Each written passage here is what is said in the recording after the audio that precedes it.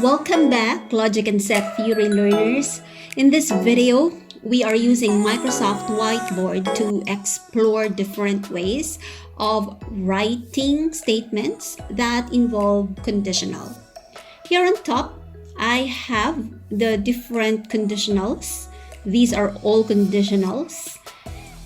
And let me begin by considering this. P implies Q. That's a conditional. And this is the converse of, what do you think? This statement. Alright? P implies Q is the converse of Q implies P. That is because we just simply interchange the hypothesis and the conclusion. Now, if I am going to transfer Q implies P at the beginning of the statement, Q implies P is the converse of blank. That is going to be P implies Q. Again, Q implies P is the converse of P implies Q. That is because we simply interchange the premise and the conclusion.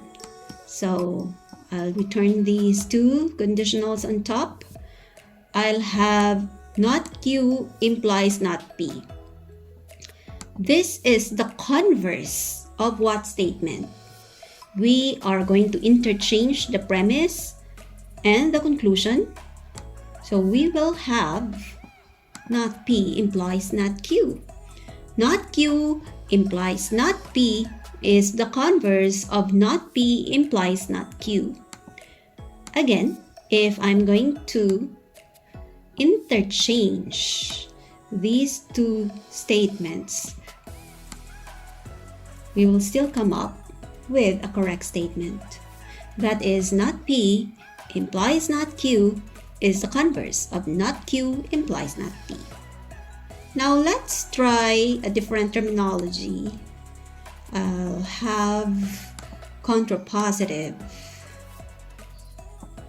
And we'll see what is the contrapositive of not P implies not Q.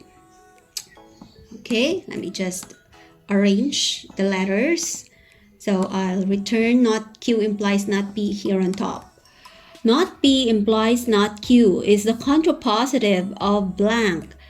If we have to get the contrapositive, what we need to do is to negate the conclusion and the premise and then exchange the position.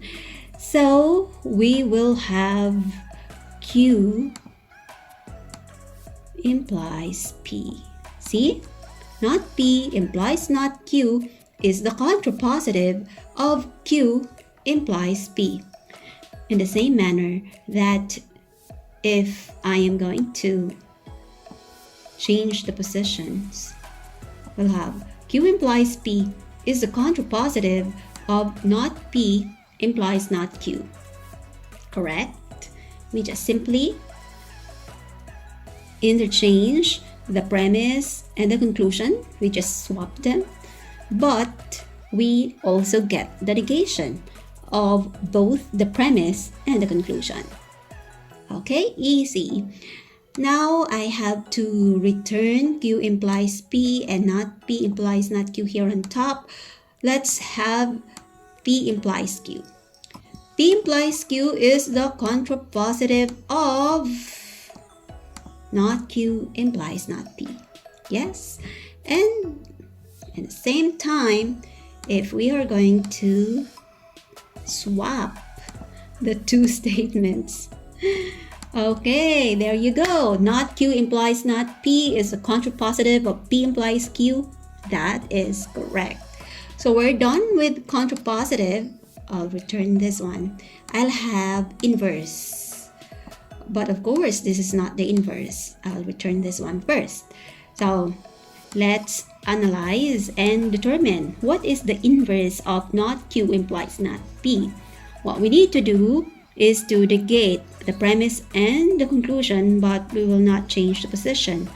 So we will have this one. Not Q implies not P is the inverse of Q implies P. And if we are going to change the position, the statement will still be correct. There you go. Q implies P is the inverse of not Q implies not P. Now let's try the remaining two statements. P implies Q.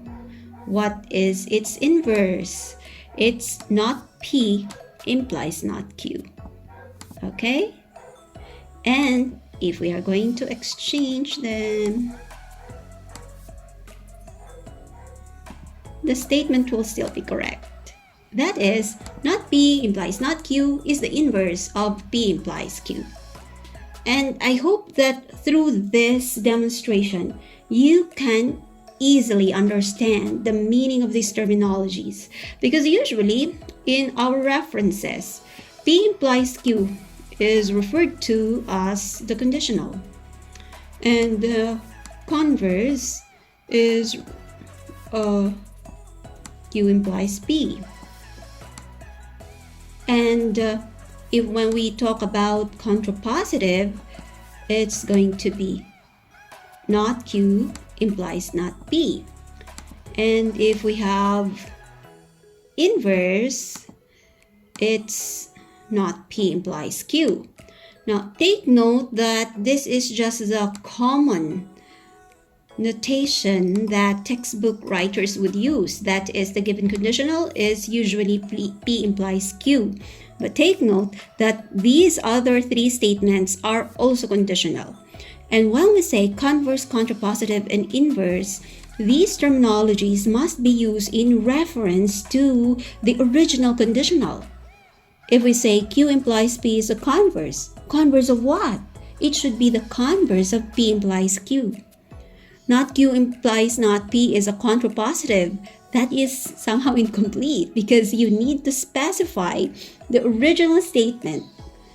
So it should be not Q implies not P is a contrapositive of P implies Q. And at the same time, not P implies not Q may not necessarily be the inverse every time. I mean, it depends upon the original statement. But of course, not P implies not Q is the inverse of P implies Q.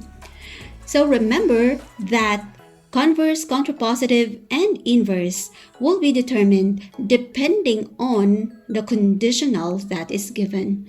These variables are arbitrary, and you can actually use different variables for these statements. I hope you learned something new. Thank you for watching.